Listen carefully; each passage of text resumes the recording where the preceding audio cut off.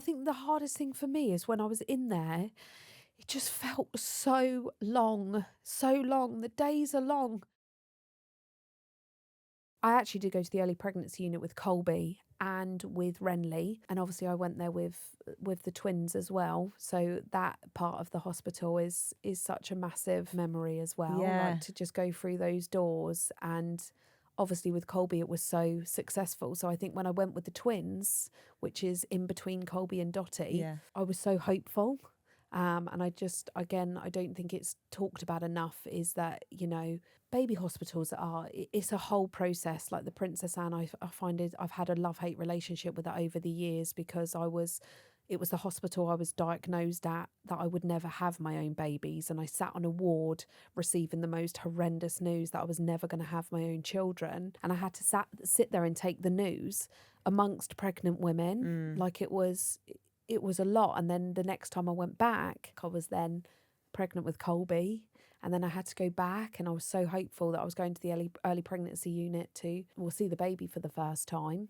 And, you know, that wasn't the case. That was kind of a process going through that with them, and then went through with Dottie's, which was the easiest one. Hers was so easy from the get-go. The easiest pregnancy, the easiest labour, the easiest, you know, process through it all. Not the easiest child. No, she's definitely taken the Just crown making of up for it. She's definitely showing that the girls are the hardest humans to raise. You got this all to come, girl. You got this all to come. But then obviously now with Renley, I think in my naivety, I think with the other two, so obviously as we were saying, we went down and saw that part of the hospital, and we actually walked down to the NICU unit. Obviously everything is security guarded, so you can't actually go in. Yeah, you have to have a key to get through. So we just went to sort of the double doors. But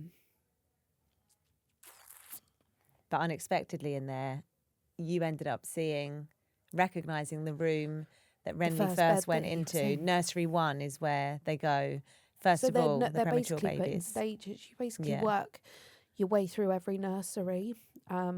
And I never noticed it. In the moment, I never noticed it. I never noticed that I was so close to the doors, you know, because you're such in a bubble when you get in there.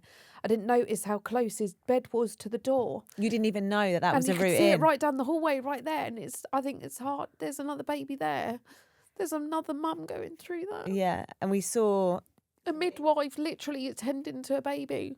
And another baby came through on an incubator, like in such contrast to what we saw upstairs. You know, a mum, best case scenario, coming out of her new baby in her arms. Just downstairs, there was a baby coming through and so many people bringing the baby through on the incubator. Just the contrast there's two mummies with two babies there, and one has had, you know, I don't want to say a very easy birth, you know, but you've got one that's just had her baby and she's being wheeled out of the labour ward. And you've got another mummy who was attended with 6 people were with her? Yeah.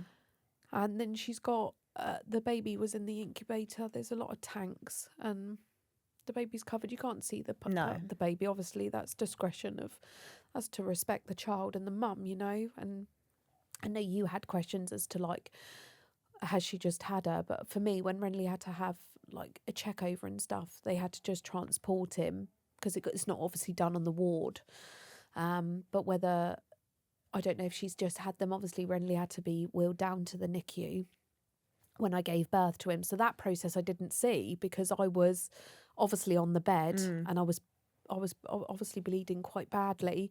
In that moment is that there was all them people with the baby in the bed.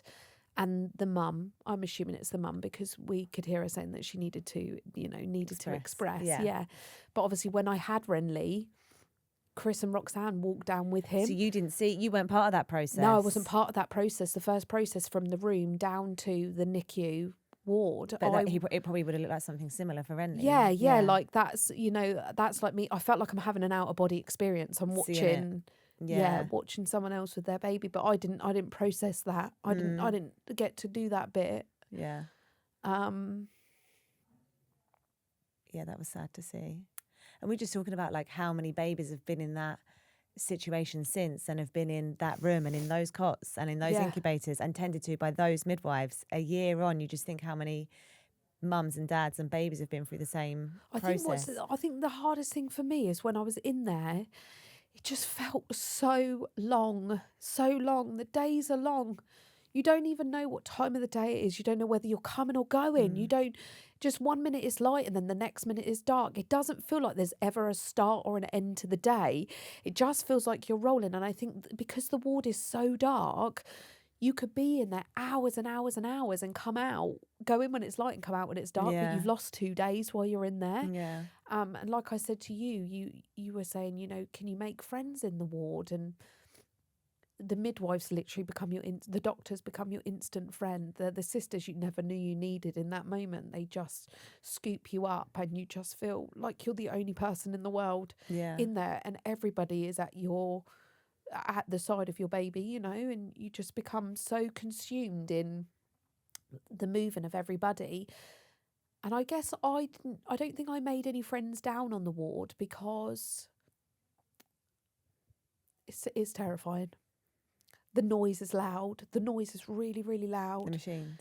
Yeah, the machines are so loud. And even though that sounds crazy because they're not loud, you can't, you know, you can still talk and have a conversation. And if you were to sit here now, I don't want to selfishly say, if you were to sit here now, you wouldn't recognise the sound.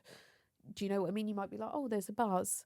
But that sound to a NICU mum is just, it's so loud. Yeah. Like so loud. And I don't think I spoke to anybody down there because I just think it's just really hard. It's just really hard. Babies are so little. I felt really guilty that I could hold Renley because he was so big.